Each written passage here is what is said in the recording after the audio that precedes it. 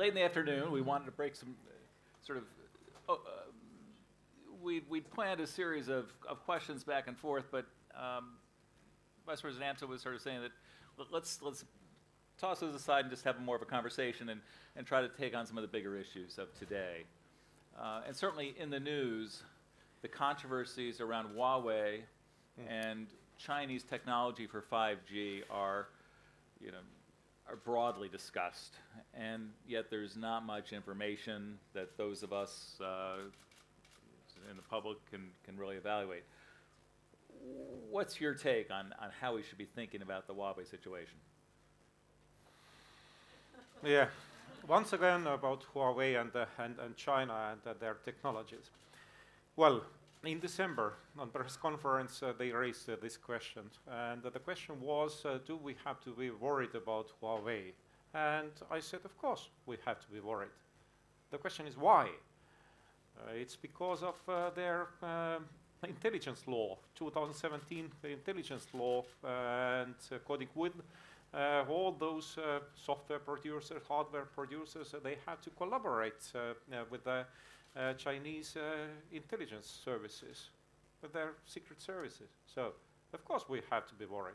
Some people, they asked, why Huawei now? It's not just about Huawei, it's about Chinese producers. So, why now? Because of this intelligence law and also because of the need to make this decision. What kind of equipment we will use when we will build our 5G networks? So, to put those two things together, yes, we have to deal with the risk assessments. Of course, they say that you don't have solid evidence. But sorry, it's totally another topic. What kind of solid evidence do we have, or what kind of evidence we do not have, or what kind of evidence we have we can use publicly? It's totally another topic. Because of this intelligence law, we have to deal with the risk assessments. Mm-hmm. It's too late for us when we will have enough solid evidence we can use publicly. It's too late already. Right, so Kieran Martin earlier this afternoon was talking about doing a broad assessment of risks and trying to consider these things a little more on a principled basis, and certainly this would be one of those principles. It seems we're moving towards perhaps a world where geopolitics and technology sourcing become more entangled. Yes, but it's a huge simplification of the situation when some people, especially in China, they think that it's about this global trade war between the United States and China. But in Europe, we have our own concerns and our own interests. So, and we have to think about those issues. So, they say, of course, that Huawei, other companies, Chinese companies, they will never start to collaborate in this field with their secret services. I told the ambassador that, sorry, but I prefer to cooperate with those companies who are ready to respect their national laws, not with those who are ready to violate those laws. So somehow it's a simplification to think that there are two big ones and the others they are just jumping when somebody is making a phone call. So in fact we have our own interests, we have our own concerns. Another argument is about reciprocity. Everybody is talking about reciprocity. On my desk there is a new Chinese laptop. We organized in the European Commission an open tender. They provided this best price. Quality was okay. We decided to buy. Let's think about Beijing. On the same level, we know it's not allowed to use some kind of equipment or software produced outside of China. Or when thinking about 4G networks to 3G networks, then market share of Huawei here in Europe is 40%. Market share of Ericsson and Nokia in China is 15%. Sorry, where there is this reciprocity. So, yes, we have to be worried, and we have to deal with the risk assessment. I never said that we have to ban some companies. Right. It has to be knowledge-based decision. What's the time frame for building out 5G? We are in a terrible hurry already. We set new connectivity aims for the European Union, and according to those aims, 2025, operators they have to provide on commercial basis those 5G services in all the urban areas, and also those main transport routes, so they have to be covered with 5G networks. There is also one sub-aim, according with at least in one major city in all the member states, they have to start to provide those 5G services on commercial basis. So why this sub-aim is important? Because, yeah, it's easy to think that you can produce some cars, for example, based on 5G, or to create some apps based on 5G, when just knowing theoretically how it will look like. But in fact, we know that the best solutions we can get when we are facing with those challenges in real life. And that's why this sub-aim to have those 5G services available on a commercial basis, at least in one major city in each member state, is so important. So now we have to decide what kind of equipment we will use, and once again we have to repeat that as it was said many times before already. National security is up to member states. It's not up to the European Commission. But when member states will ask to create some kind of coordinated approach, then of course we will say yes. So 6 years to have a functioning 5G network in a major city in every country, as well as the major transport arteries. So this is our aim. Aspiration and setting the goal. But by putting the stake in the ground, you're far more likely. I don't think there's any major city in the United States that's going to have 5G in 6 years. So it is pushing. Optimism is our moral duty, and I really believe we will have, and in the United States they will get those 5G networks even earlier than we will get here in Europe. It seems that those developments they are quite rapid ones, especially in the United States and in China. So we're coming towards the 2019 is the end of the mandate for your commission. When you look, I want to ask about looking back and looking forward. But first, what was the most important accomplishment on cyber of this commission?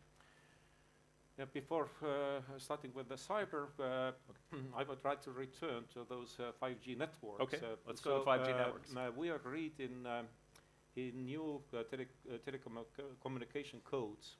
And why we had to change existing codes? Because according to our analysis, when we will continue on basis of existing code, there will be an investment gap. And this investment gap is huge. To reach our connectivity aims, altogether 500 billion years will be needed for a year. And if we will continue on basis of existing code, then this lack of funds will be equal to 155 billion years. Huge amount of money. So it's 500 billion a year for the next 6 years at least, or yeah. And I hope, thanks to this new telecommunication codes, we will be able to cover this gap. Well, About cybersecurity. 2016, we agreed in NIST Directive. This is about Network Information Security Directive. Everybody knows, a very complicated name, long name. But as we know, this directive is mainly about cooperation and transparency. Transparency not the meaning of tabloid media, but those people who are working with those issues, they have to get the information about cyber attacks because we know quite often it happens so that they are using some kind of patents in one country against somebody and then modifying a little bit and against somebody else and so on. So change of information and transparency is important. And according to NIST Directive, all the member states, they got also their institutions dealing with the cybersecurity issues. So now we have CERTs and CERTs in all the member states, but sorry to say, in some member states, those CERTs they are able to, or CERTs they are able to protect their networks. In some other countries, not so much, but at least they have those institutions at place. So this is important directive. Then, as we remember, Europe got cybersecurity strategy in the year 2013, and last year we launched a new strategy. Some people, they said that, are you kidding? So 5 years for one strategy, but 2013, the Internet of Things in meaning of cybersecurity practically didn't exist. Well, but we all remember how some bad people in the United States, they created botnets based on connected devices, and in this way they were able to take down even global service providers. I'm talking about Amazon. Well, if this existing strategy didn't cover all the new aspects, we had to intervene. And I hope this new strategy will last longer, but if there is a need to make changes once again, we have to act. So we got last year also in December new Cybersecurity Act, and as we all know, this is about cybersecurity certification schemes. Mm-hmm. Once again, in some member states, they have their own cybersecurity certification schemes. They care about cybersecurity. In some other countries, they don't have their own schemes, but they are just using those schemes created in this first group of countries. But there is also a third group of countries where they don't have their own schemes and they are not also using others. I know within Microsoft, when 3 years ago when we started talking about the certification schemes, there was, from the engineering point of view, it was like, okay, this is regulatory burden. And through the course of the conversation, people came to realize, no, this is an advantage for the industry, precisely because there's so many devices, and we need to do a better job, not just certified at point of sale, but certified over its useful life and its retirement. Well, fragmentation is a real headache, not only for Microsoft, but all the companies acting here in European markets and also for our citizens. It's for Microsoft, I think I'm pretty sure that you and other global service providers, you are able to understand about those 28 different sets of rules.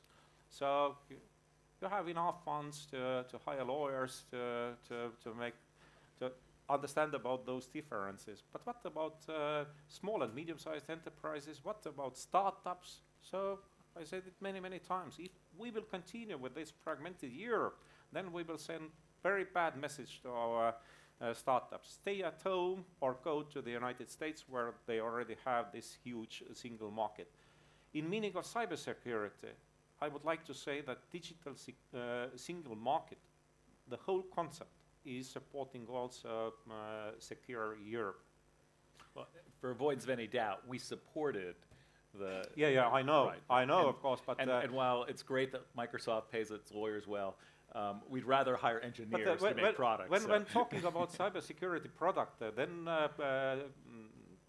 today it happens quite often in this way that you launch the product in one country and in another EU member states you have to start once again with the certification processes. But it can last for years. So digital and just to deal with some kind of licenses, permissions for years, it's unbelievable, not thinkable. When you think about where we are today, and thinking about the commission that'll arrive later this year, what advice would you have for them about what should they give consideration to for their agenda on cyber? Yeah, if I have to name just one of those possible topics, but life is unfortunately not so easy, then I think we have to pay much more attention on security of supply chain. So once again, returning back to Huawei and then Chinese producers, but it's not only about Chinese producers. Some people, when we started in Europe in agricultural sector with the track and trace system when thinking about food, then they said it's impossible, it's too expensive, and so on. Now it works. When thinking about pharmaceuticals, yes, it works already. So, but when buying something, very difficult to say what is inside of this device, you know, where all those chips were produced, what's the origin of those chips, for what they are needed, and so on. Of course, you can check individual device. Right. You will be able to understand, but next device, and so on. So.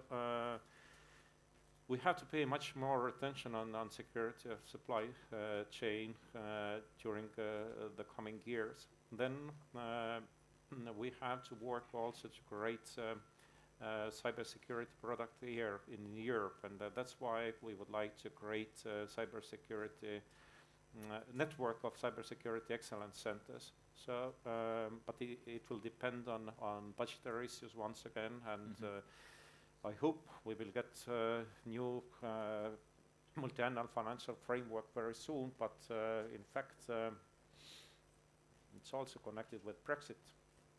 And what will happen with Brexit, what about those payments from the United Kingdom and so on. There are so many question marks, and this is the reason why I'm not ready to say that yes, 2021 definitely we will start with a network of cybersecurity excellence centers, but I hope so. You and I were talking beforehand about sort of a bit on regulatory models and use of voluntary codes versus hard regulation, and just to begin with an observation that at Microsoft, you know, we used to ship a new version of Windows every 3 or 4 years, a new version of Office every 2 or 3 years. Now those products, we essentially ship them once a month. Where there's more experimentation, learning, an ongoing basis, and yet in regulatory systems, sometimes we want to say we want a future-proof piece of legislation for 20 years. That's a big challenge. You know, we were talking about the advantages of self-regulatory models, and you're a proponent in some circumstances. My dear President Thomas Hendrik was touched also those issues, but in context of disinformation campaigns. But some other panelists they said that maybe it's time to regulate. So yes, it's possible to regulate, but I really believe in much more in self-regulatory measures, because when regulating some areas which are rapidly developing areas, then those platforms, for example, social media platforms, they will be less responsible. they can easily tick some kind of boxes and to say that we are respecting fully all your regulations and yeah, we are not guilty at all. Why I really believe in those self-regulatory measures? Those are much more flexible measures, and when thinking about social media platforms, I'm absolutely sure that it's in their business interests to regain people's trust when this trust was lost, because people, they can switch quite quickly on some kind of other sources of information. We all remember about those anonymous comments on websites of newspapers, for example. In my country, 15 years ago, talking about a concrete newspaper, they got on their website 90% of the traffic, 90% of contacts because of those comments, and just 10% because of articles, because of content. But very soon, people, they understood that, why I have to waste my time? There is just, hatred, and they are not ready to have some kind of debate, and they are just making some kind of statements, and no sense to pay any attention on those comments. And 5 years ago, they got 90% of traffic because of articles, because of content, and just 10% because of those comments. It happened in those days already that people, they switched from one source of information to another source of information. So it doesn't matter that some platforms, they are huge platforms, really big platforms today. So some years ago, majority of people, they thought that social media platforms, they can bring world peace and when connecting people, and it was just a positive thing. But today we can see that there are people very critical when thinking about those social media platforms. Some people, they say even you created a monster and so on. I don't think it's really so. We have to make reasonable decisions, and I think in those social media platforms we have much more those positive sides than negative sides. And when speaking about disinformation campaigns, then of course we have to deal with those issues. Those are really serious issues because we all know Russia Today and Sputnik, they are quite well financed. Their budget is 1.1 billion euros in a year. So in St. Petersburg, Troll Factory, they have 1,000 full-time workers, and we have East Stratcom. So we doubled their budget. Now it's 5 million, not Eastern Stratcom, all the Stratcom together, 15 workers. Great, but I'm not complaining because we will never start to use information as a warfare, as it was said by Margarita Simonyan, head of Russia Today, or it will be never be part of our military doctrine as it is in Russia. Now, in the private sector, we've certainly recognized that we need to do better at not just making our own products and services more secure, but working as a collective industry about making the entire systems more secure. Yet the asymmetry of whether it's information or pure cyber offense, it has such, at least the moment, the advantage against the defense. It seems we've had discussions today identifying Russia, China, North Korea, and Iran as active in cyber and in some places information games. At some point, it seems governments not private sector, need to address that space.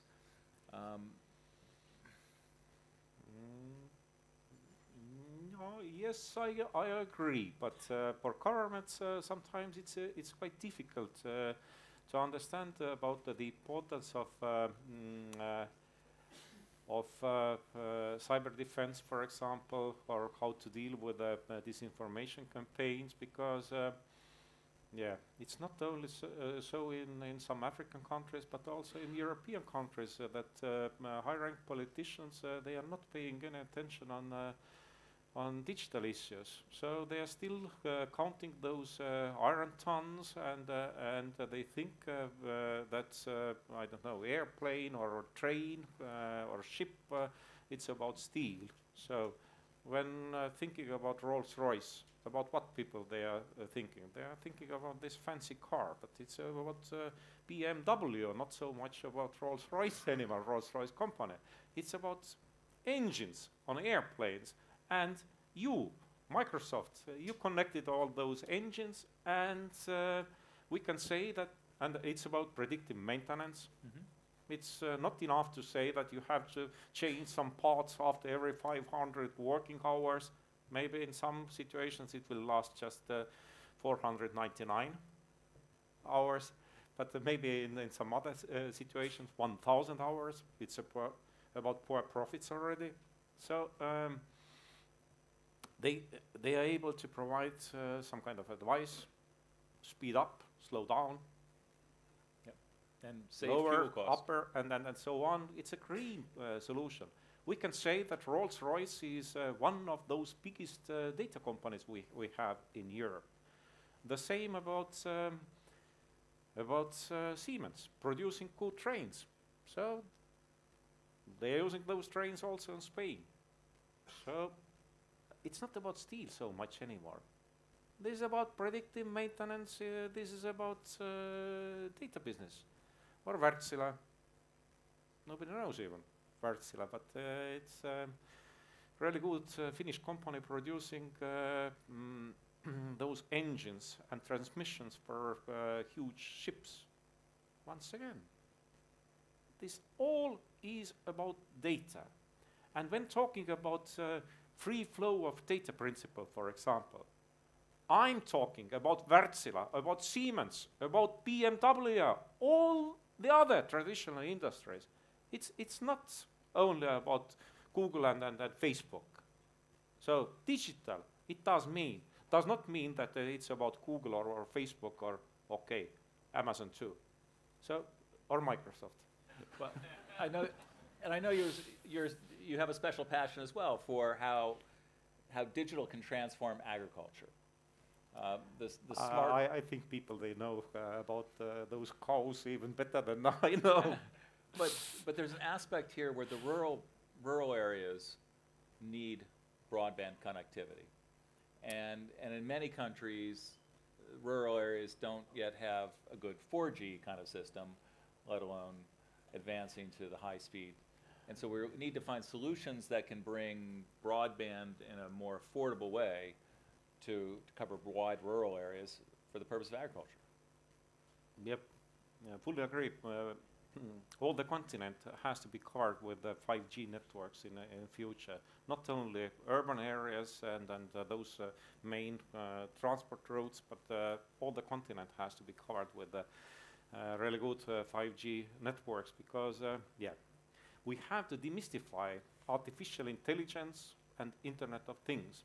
So too often people think that it's so highly sophisticated, it's not about us. And that's why I'm using those examples about agricultural sector, about cows. Maybe somebody does not know about the average milk production we had 20 years ago in Estonia. President definitely knows. It was 3.5 tons per cow in a year, and now 9.3, no, 9.4 already.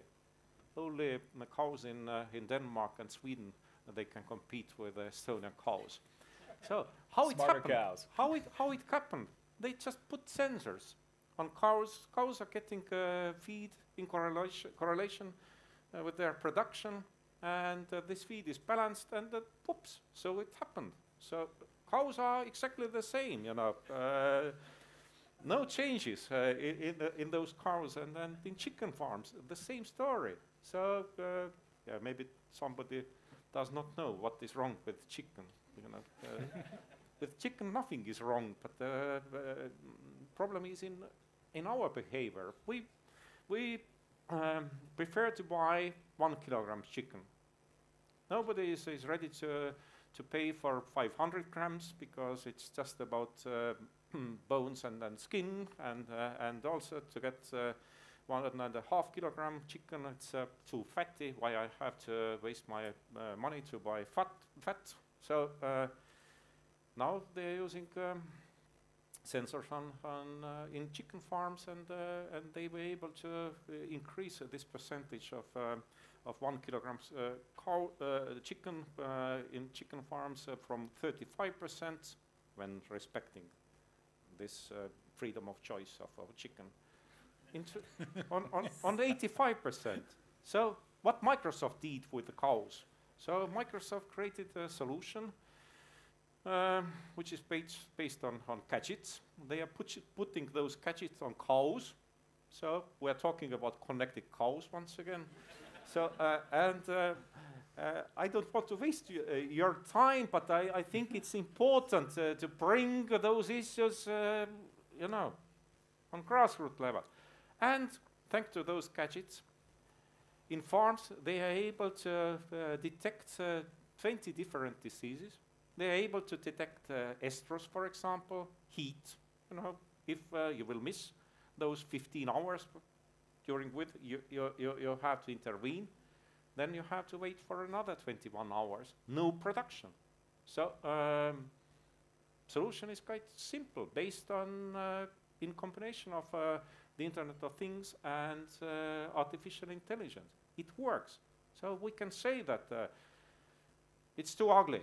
So very soon they will put those chips on human beings also, and we will get exactly those elements needed for us. But I think this is not a valid comparison, because people, they are conservative. They prefer to continue to buy those 1 kilogram chicken. And if our farmers are not able to produce those 1 kilogram chicken with affordable price, somebody else will provide those high quality chicken. So yeah, when speaking about cybersecurity, it's not somewhere there in a very high level. Some people, they have to deal with those issues. With this, our new cybersecurity strategy, we would like to draw much more attention also on cyber hygiene.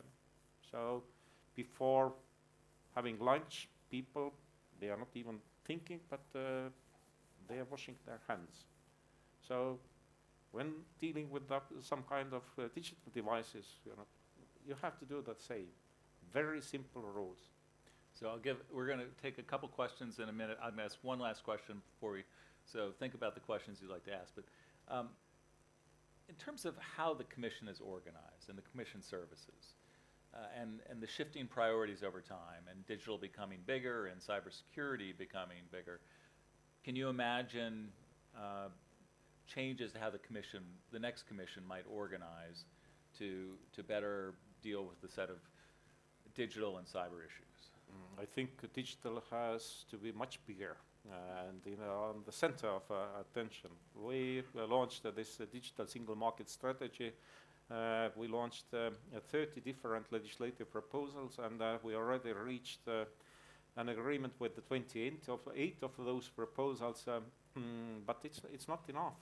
So when thinking where we were just 4 years ago, let's say 5 years ago, 50% of European telecom operators, they blocked Skype, for example. Now we have net neutrality rules. We have NIS directive. We abolished roaming surcharges. We allowed portability of digital content, abolishing of geo-blocking, new telecoms rules, etc., etc. But it's not enough. We reached quite a lot already, but we cannot say that, okay, now we did it, let's set some kind of other priorities. It has to stay as priority because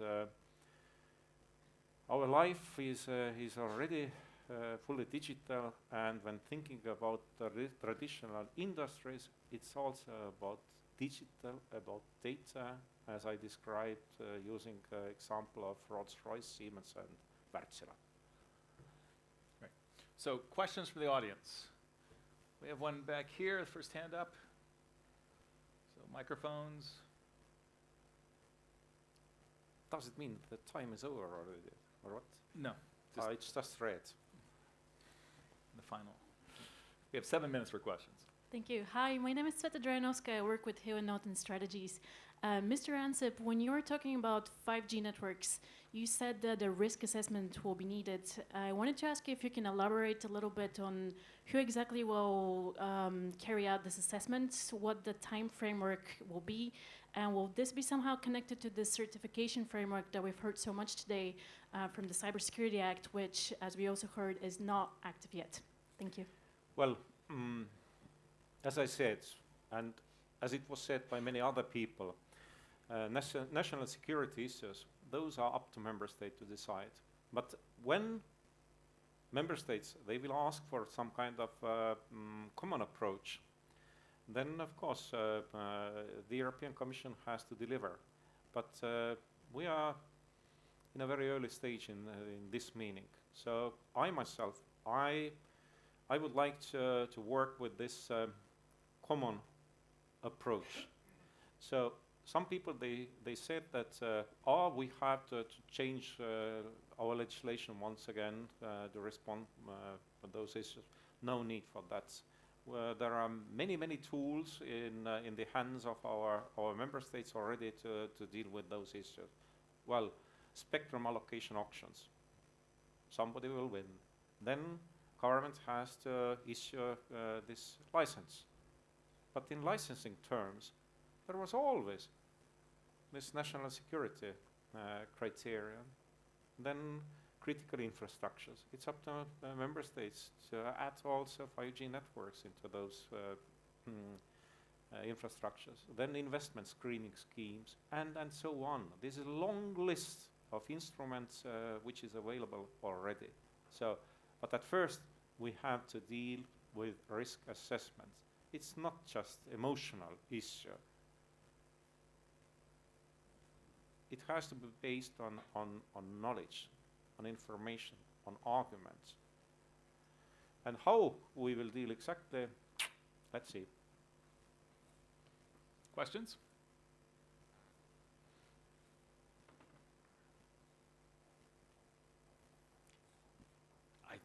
I think this audience has been an extraordinarily great audience for a very long, intense day. And so we're actually 5 minutes over on the clock up here, so we're going to end this, but please join me in thanking Vice President Ansip for a very entertaining and very candid session.